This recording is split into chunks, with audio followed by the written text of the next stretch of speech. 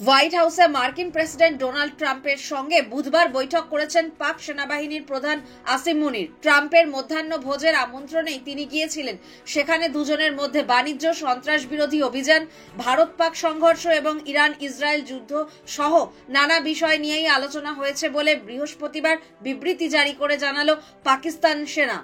বুধবার আমেরিকার স্থানীয় সময় বেলা 1টায় হোয়াইট হাউসের ক্যাবিনেট রুমে মুনিরের সঙ্গে রুদ্ধদ্বার সাক্ষাৎ পর্ব সেরেছেন ট্রাম্প।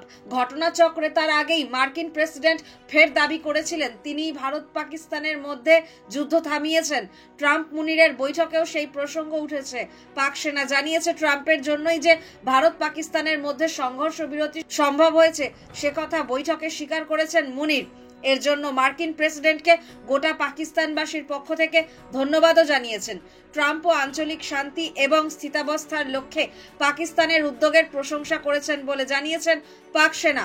হোয়াইট হাউসের বৈঠক যেখানে ঘণ্টাখানেকের হওয়ার কথা ছিল তা শেষ পর্যন্ত 2 ঘন্টারও বেশি সময় ধরে চলেছে।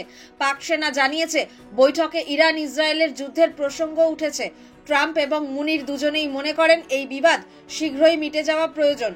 পরে এ বিষয়ে ট্রাম্প প্রকাশ্যে বলেছেন পাকিস্তান ইরানকে খুব ভালো চেনে, ওদের অনেক কিছুই ভালো লাগছে না। এটা ঠিক নয় যে ইসরায়েলের সঙ্গে ওদের সম্পর্ক খারাপ। পাকিস্তান দুদেশের সম্পর্কেই অবগত, তবে ওরা ইরানকে বেশি ভালো করে চেনে।